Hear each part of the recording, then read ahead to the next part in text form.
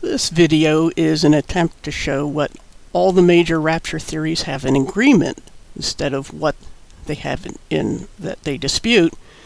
And it should focus, the whole debate should focus not on when Jesus returns, but on when the wrath of God begins. So if you comment, stick to that specific point. We're talking about when does the wrath of God begin. Forget all the baggage about rapture as a terminology. It's just a word that means to be snatched up. It still means that in English. It meant that back when the Latin term was coined. That's where we get the word rapture. It's a translation of the Greek word, which means to snatch away. So that's what we're talking about, a specific snatching away. That's what the rapture is. And so if you talk about it in the comments, stick to the point that we're talking about when the wrath of God begins, because as we'll see, all the views agree that the church does not suffer the wrath of God. And also I would ask you, if you comment, to don't be aiming at the people or what you think is wrong with them for disagreeing with you and holding a different view than you. If you're not a Christian at all, this is not another place for you to sit and bash Christians in the Bible or in prophecy. So let's try to keep to that little point about the wrath of God. Excuse me. So what exactly is the rapture? I have some verses up here on the screen. These are the first few you see here. These passages explain what the rapture is, and the references are 1 Corinthians 15:42-52, 1 Thessalonians 4:13 to 5:11, and then 2 Thessalonians 2:1-12. And you could pause the screen if you wanted to read those. I'm going to scroll a little bit here and get that last passage. But to summarize that, the sequence of events, there's 7 separate little points in this whole event called the rapture, or the snatching away, or to use the terminology the Apostle Paul used at one point, the departure. The first thing is Jesus descends from heaven to the sky. He does not touch the earth. If you recall, when Jesus left the earth, when he ascended after his resurrection, the angel appeared to the disciples who were staring at the sky and said, "What are you standing here for? He's going to come back just the way you saw him leave." Now this can apply also to the second coming when he comes back to the earth. But the point is, he comes back the same way he left, and there's nothing that says he can't do this more than once. People talk about, how can there be a third coming? Well, the Bible never says there's 2. It never says there's not more than 2. So don't get hung up on that. Anyway, Jesus descends from heaven to the sky. He does not touch the earth. The second thing is, there is the shout of the archangel. Now, the archangel just means the ruling angel, or an angel means messenger in the Greek. It's and angelic beings are a class of beings that are sentient beings like we are, but they're not mortal. They don't have physical bodies, although they can take on physical bodies. So there are good and bad ones. But anyway, the chief angel, the one in charge, the highest ranking, gives out a shout. That's the second thing. The third thing is there's the trumpet call of God, and people get hung up on which trumpet this is. There's 7 trumpets in Revelation, but at the time that Paul wrote these passages, the revelation had not yet been given. It would be another 30 years or so before that would be given to the Apostle John, long after Paul was dead. So Paul knew nothing of 7 trumpets, but in the Old Testament, we're told of 7 trumpets, or not 7 trumpets, I'm sorry, but a first and last trumpet. The first was to get ready, the people of Israel were to get ready to go, and the last trumpet was to set out and go. And I believe there's good precedent for taking that meaning for what Paul is talking about here. So that's the third thing, is this last trump, or the trumpet call of God. The fourth thing is that the dead in Christ are raised in immortal bodies. And in Christ means you belong to him, you followed him, and of course that's not possible for people who were lived and died before Jesus came. So these are those who have died after Jesus came and had put their faith in him. They will be raised up and given immortal bodies. The fifth thing is that the living Christians will be instantly transformed from mortal to immortal without dying. That's the thing that happens in, quote, the twinkling of an eye, unquote. That's the thing that happens in an instant. It isn't this whole rapture event that happens in an instant. It's just this one thing where we are transformed from mortal to immortal.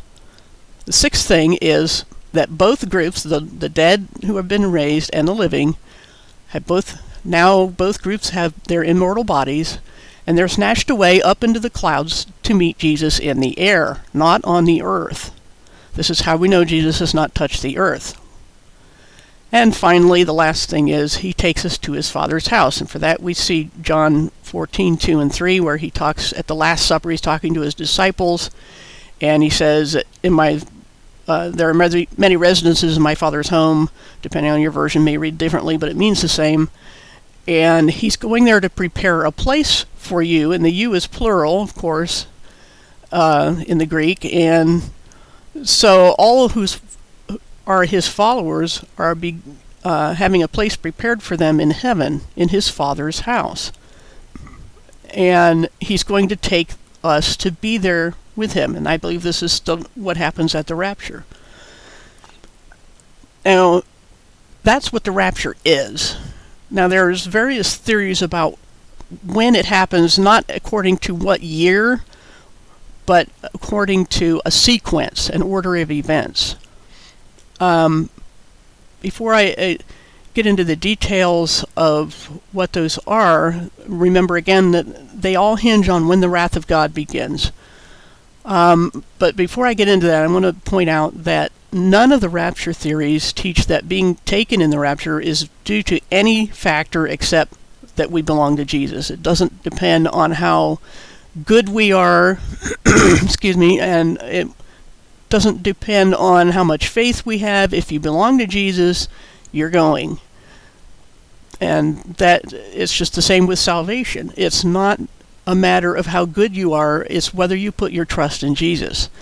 Now, of course, you're supposed to live like he matters after that, and if you don't, you have to seriously question whether you're saved. But being good is not how you get saved, it's what happens after you're saved. And so, likewise, with salvation, the same thing is true with the rapture. You'll be taken because you belong to Jesus and for no other reason. Another thing to point out is when you read the word saints or holy people in the Bible, it's used throughout the Bible. It's used of people before the church age, and it's used of people after the church age. It just means people who are set apart to serve God. So if you see that word or a word like it in the book of Revelation, the prophecies, it doesn't mean church. You can't interchange those two words. And for that we have Romans 11:25 and Acts 15:16. And there's a limit to the church age, and there's a certain number of Gentiles, meaning non-Jews, that will be saved. And that's the number we're waiting for. We don't know what that number is. We aren't told, but we're told that it is a number, not necessarily a date, when Jesus will come back and God will turn his attention back to Israel. So make sure you know what words do and don't mean when you read these things, because it can really have a big effect on how you interpret them. We should also make a note of the fact that in Matthew 16:18, Jesus said, "I'll build up my congregation." It's the meaning of the word typically translated church. It just means a gathering of people. But Jesus is talking in that context about specifically his group of people, his congregation, his church. And he says he will build it up, and it will withstand all the assaults of Hades, typically translated, the gates of hell will not prevail. So it will not be defeated is the point. But then in Revelation 13:7 it says that the beast was allowed to do battle with the holy people or saints and conquer them and have authority over all the people. So these can't be the same group, because one group is able to withstand everything thrown against it, and the other is defeated and conquered. So they can't, the holy people in Revelation cannot refer to the church beyond the 7 letters to the churches, which is the last time you see that word in Revelation, until the very end after the millennium and everything. So, no, you can't interchange saints with church here in Revelation. Another thing that all the rapture theories have in common is that the word tribulation, there's a general tribulation and a specific period of tribulation. It's an unfortunate use of terms that gets confusing because the word tribulation is an Old English, Middle English word that just means trouble or persecution. So, and Christians have been persecuted as long as there have been Christians. It's happening today. So we're not talking about escaping the normal persecution or trouble of life. That's not what any rapture view means. What it means is there's a specific prophetic time that we have given the label, the tribulation, that we will escape. And it's important to know the distinction between those two terms. And that's a period of 7 years, and we get this from the book of Daniel. We'll get into that later. But there's a 7-year time called the tribulation that is to come. And the question is that all the wrath of God? Is part of it the wrath of God? And that's what we're going to look at in more detail now. The 4 major theories, are pre-trib, which pre-tribulation, which means before the 7 years, mid-trib, post-trib, and pre-wrath. Because some people don't believe the wrath happens until the very, very end of that 7 years. But all of them believe that the church escapes the wrath of God. For that we have 1 Thessalonians 1:10 and 5:9, and talks about being rescued from the coming wrath.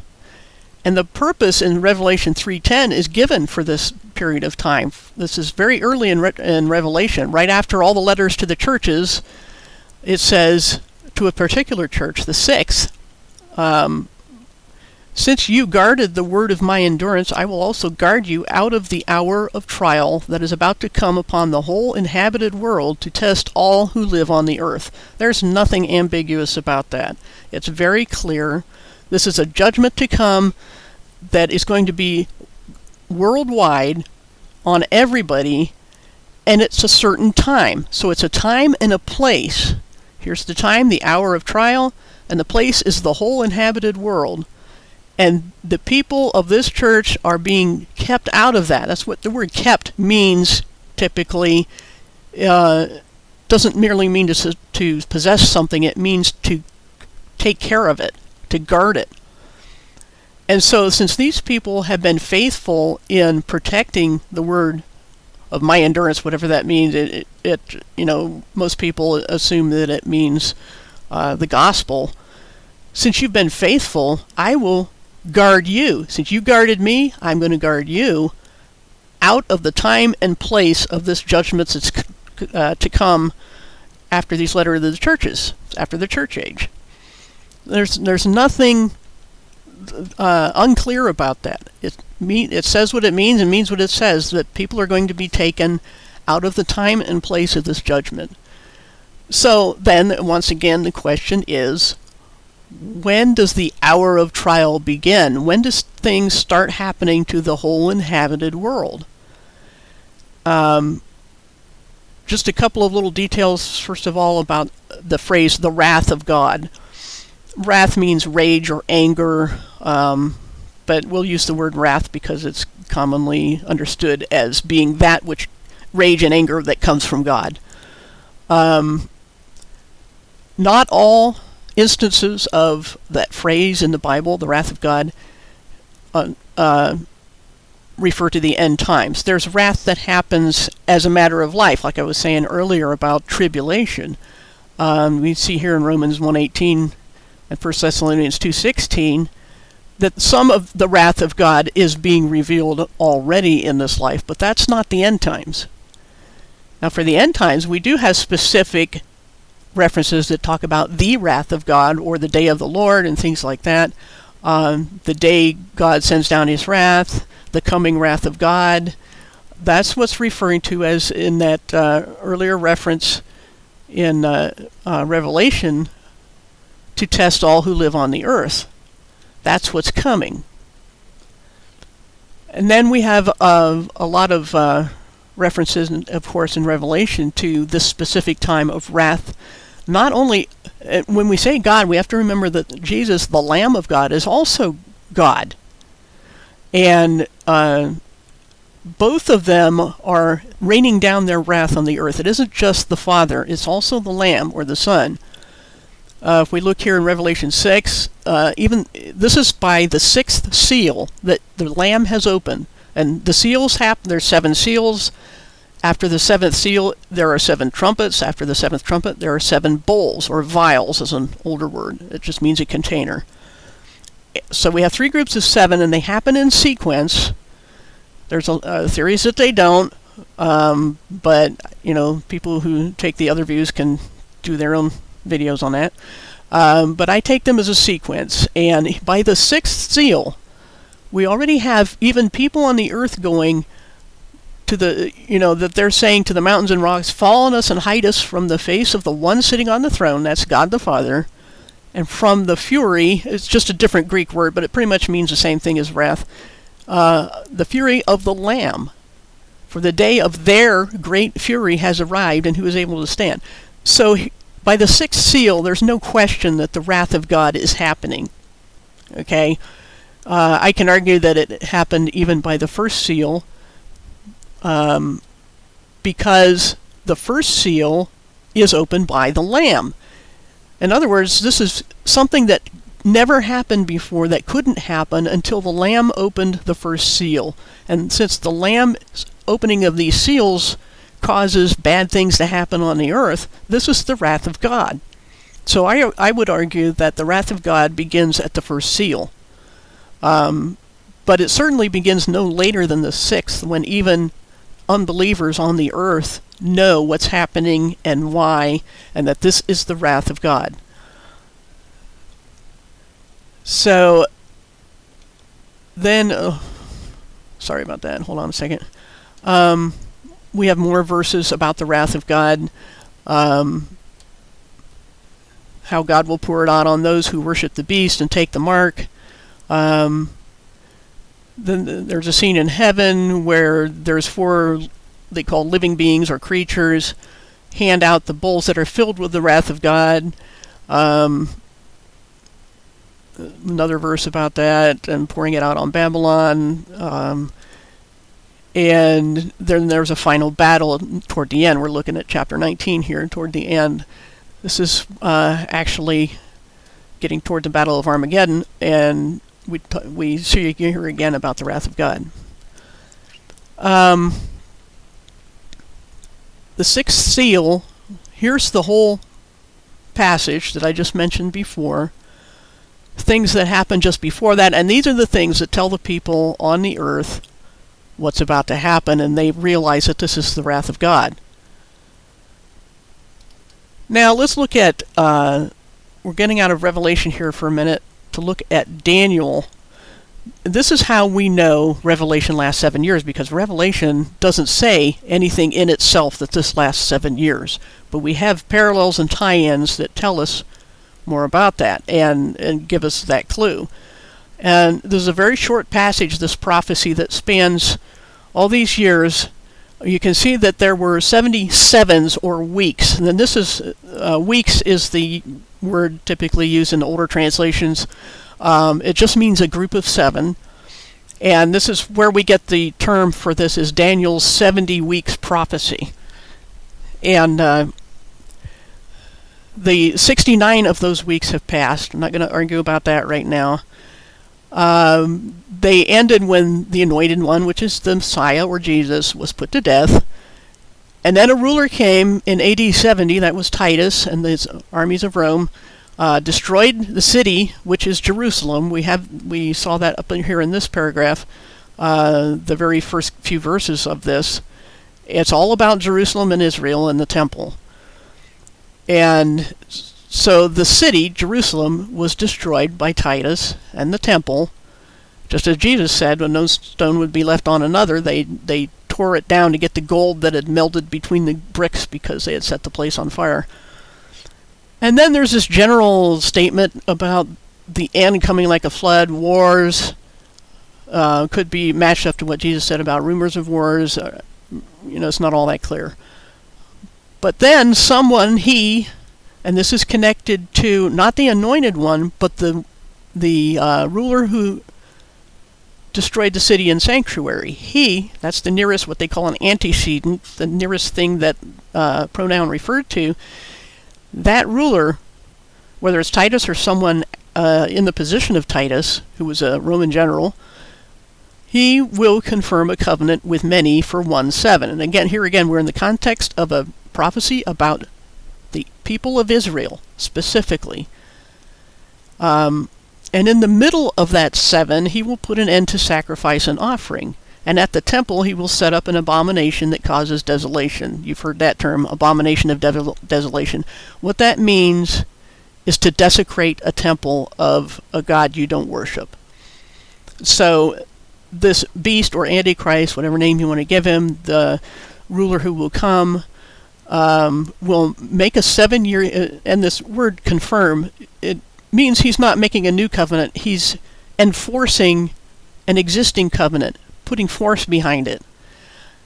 And it will last 7 years, but in the middle of that, he's going to violate that covenant and break it by desecrating the temple. And to desecrate a temple, you set up an idol on the altar. And in this case, not only will he do that, he will also declare himself God. This is the abomination of desolation. And Jesus referred to this thing, even though it has been fulfilled several hundred years before Jesus came by someone named Antiochus Epiphanes, who fulfilled this prophecy almost to the letter. And yet Jesus, several hundred years later, said it's going to happen again. So we can look back at what Antiochus did and see that this is how he's going to the ruler to come will desecrate the temple. So what we have here is that this midpoint where it's broken is what we look for in Revelation, so we know where we're at. And in Revelation, there's a point at the 7th trumpet when the beast does this very thing. So we know we have a match here. We have a lot of other matches, not only with Daniel, but with other prophecies as well in the Old Testament. But this is the key matchup to the 70 weeks of Daniel, and we know 7 years remain, so that's what Revelation is. Now, so regardless of when you think the wrath of God begins, some people are very specific. They believe it only happens at the trumpet judgments, it only happens at the bowl judgments, it only happens at the very end, the last bowl. But the point is, all of them believe we escape the wrath of God. So to call one theory only as being cowardly or escapist is a double standard. And that one view is only the pre-trib. And yet the mid-tribbers also believe we escape a lot of the wrath of God. I mean, they believe they escape all of it because they believe the wrath of God begins with the trumpets or after the trumpets. Not always clear, there's some disagreement. But the point is, why don't the post-tribbers jump on the backs of the mid-tribbers for the same reason they jump on the backs of the pre-tribbers? There's no difference between the pre-trib and mid-trib when it comes to getting out of some of the judgments in Revelation. And yet only pre-tribs attacked, even by the mid-tribbers, makes no sense at all. Because the point is, when does the wrath of God begin? And if we escape it, then why would one person say, because I believe we escape it a little sooner, why would anyone say that that person is delusional or demonic or any of the other names that pre-tribbers get called? There's no rational reason for it. There's no excuse for that. And as far as an idea of being dangerous or heretical, here again, how is that possible when we all agree that the normal persecution that Christians can expect is not the wrath of God? And we all suffer that, and we're not trying to escape anything. All we're saying is that we've been promised we will not go through the wrath of God. Why should we? We belong to Jesus, and we have His righteousness. It's not our own. And if it's not our own, then why would God rain down His wrath on Jesus, who He already rained down His wrath on the cross?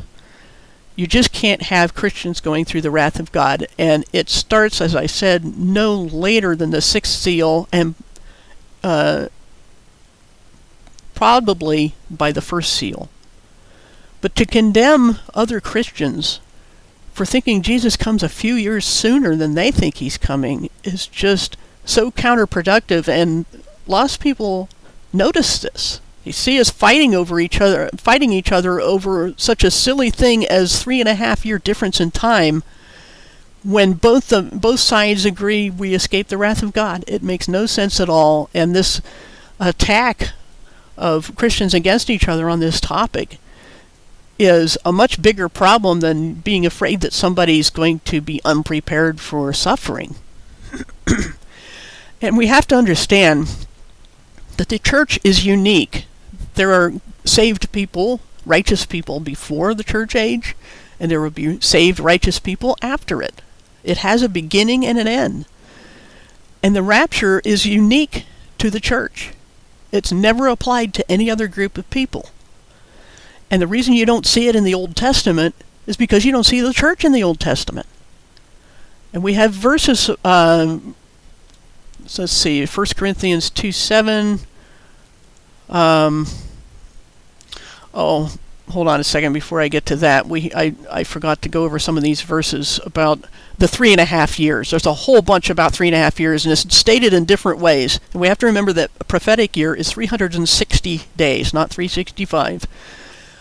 Sometimes it's said to be 42 months. Sometimes it's described as 1,260 days.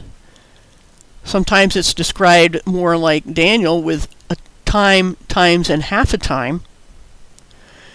And then we're back to the 42 months. So this is more of what I should have said when I was talking about Daniel, that identifies the time, because this 3.5 year period is not a coincidence. It definitely helps tie us to Daniel. Now back to what I was saying about the church being unique. Here we have, these are all by the Apostle Paul, that he, especially this one in Ephesians, there was a secret, not a mystery. The Greek word mysterion does not mean a riddle to solve. It means something hidden.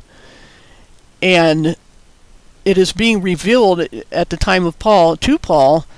The secret that has been given to him is that the Gentiles would be joint heirs of anointed Jesus, or Christ Jesus. That's what anointed means. Anointed and Christ mean, Christ means anointed, so does Messiah, means anointed. And that in the gospel we are united. I didn't list the verse, Galatians 3:28, that says, in Christ there is no Jew or Gentile, no slave or free, no male or female. Everyone is on the same plane who belongs to Jesus. And this is the secret. This was not revealed in the Old Testament. And the point is that that's why you don't see anything about the rapture in the Old Testament, because there's nothing about the church in the Old Testament. About the closest thing you will find is on Isaiah 26:19 through 21. And it talks about, especially down in this, the end here, where it says, go my people, enter your rooms and shut the doors behind you. Hide yourselves for a little while until his wrath has passed by. See, the Lord is coming out of his dwelling to punish the people of the earth for their sins. So here again we have, this is what Revelation is all about. It's possible this could refer to the point at the midpoint when the people of Israel see the abomination there, to take off and run to a place prepared for them in the desert. There was a vision that John had about a woman with 12 stars in her head, and there's all kinds of interpretations of that. But at that point, the people are to take off and be hidden for a little while until God's wrath passed by. So you could even just apply that to the Jews again. But just as well you could apply it to the church, but it would be an anomaly to see anything about the church in the Old Testament. And keep in mind also that everything Jesus said in the Gospels was said before there was such a thing as the church. He made little hints about it, like I mentioned earlier, where he talked about, I will build my church and the gates of hell will not prevail against it. That was a future thing he talked about. But as we saw earlier, right up here, he said he was only sent to the lost sheep of Israel. He had a specific thing to do, to come to his people and say, here's your Messiah, and then they rejected him. And then, as we saw in the reference earlier in Acts 15, he turned to the Gentiles to get a certain number of them, and then he'll turn back to Israel. So Israel is the focus of Bible prophecy almost exclusively. The only prophecy really made about the church is the rapture, the snatching up, the departure, all kinds of different terms for it. But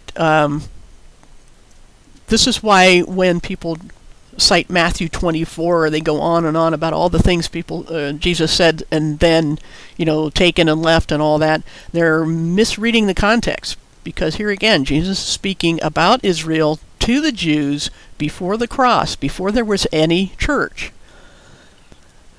So what you need to ask after all this is why there's a debate about the rapture at all, and why so many people hate the idea of Jesus suddenly coming to snatch his people out of the world before the wrath of God comes. Why is this so offensive to so many people? Even atheists will take sides with other Christians on this to be against the pre-trib view. Jesus said he would return when he's not expected, after a long delay. Why would anybody hate this as an idea? And why would anybody think that any time after the Antichrist shows up is unexpected? I mean, everybody's going to know there's a sequence: seals, trumpets, bowls, before Jesus comes back at the end. That's not a surprise.